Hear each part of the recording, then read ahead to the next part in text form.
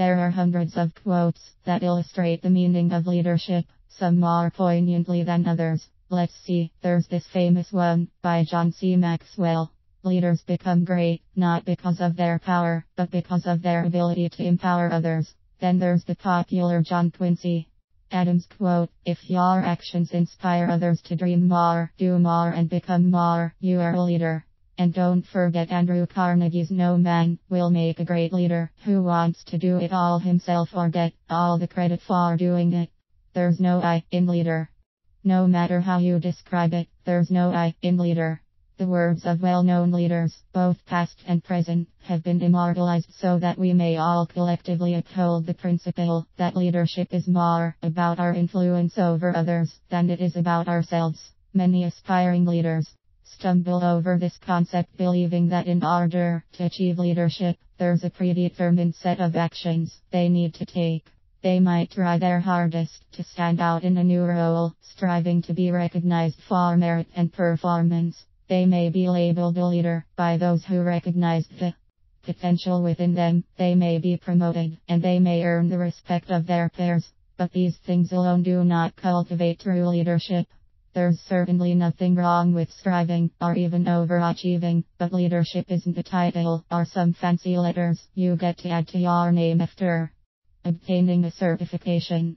Leadership is often a silent credential, and there are many do's and don'ts to learn along the way.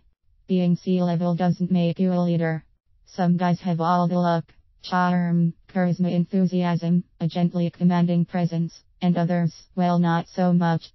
There are indubitably cases of accidental leadership, inherited, best available, and challenged, you may even say undeserved.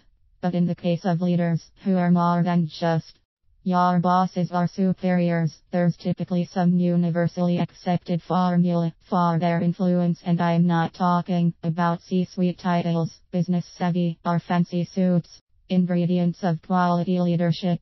Make your own DI and customized products and services are all the rage today.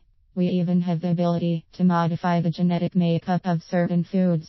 So if you could choose the qualities of a leader, like ingredients from a supermarket, and put them in a blender to make a leadership smoothie, what would you be drinking? Humility and grace, honesty and compassion, decisiveness and approachability, authenticity and objectivity.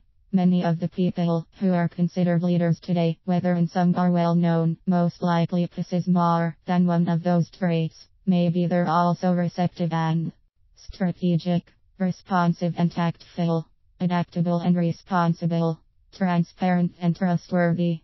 But if you were to poll a bunch of companies and ask the employees to describe the person or people at the helm, you can be certain that among the top qualities of well-liked and respected leaders you'd see adjectives like empathetic, motivational, empowering, kind, inspirational, and engaging.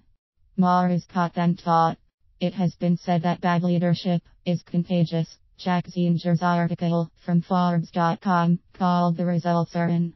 Bad leadership is contagious, explains that the effects of leadership, both good and bad, trickle down from the top and have a cumulative effect on an organization.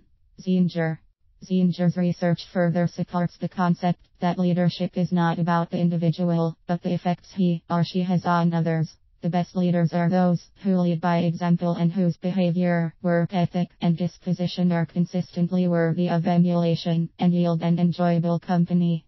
Dynamics. Good leaders tend to leave everything better than they found it.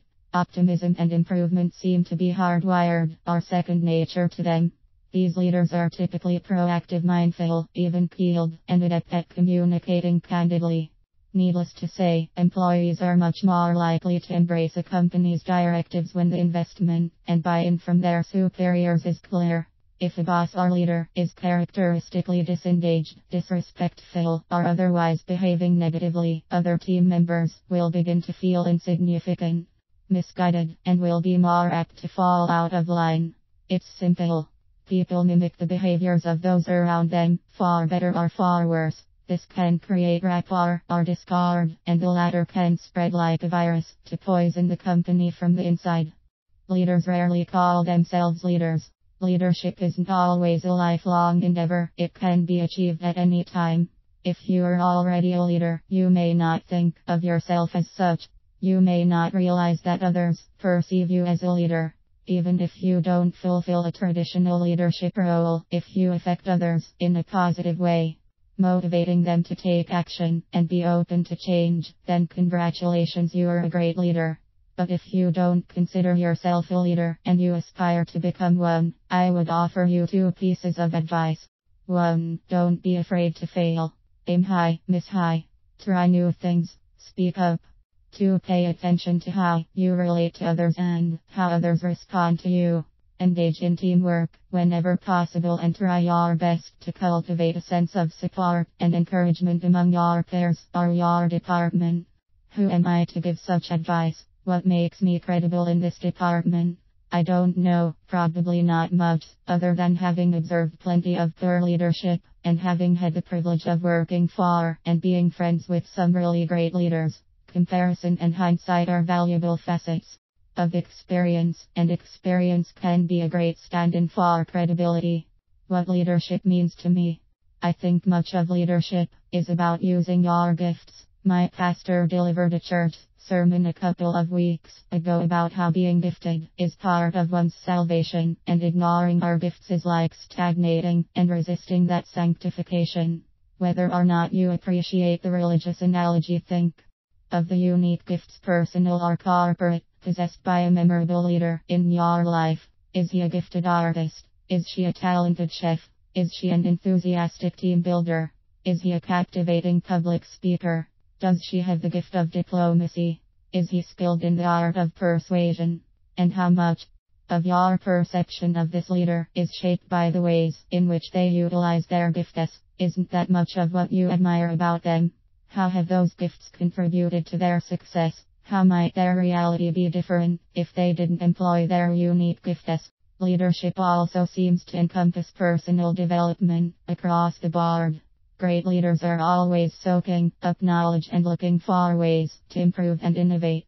Many of the leaders who inspire me are known to be avid readers. I was once told to surround myself with people who know what I want to know, have what I want to have, and do what I want to do, and then learn from them, copying them if possible.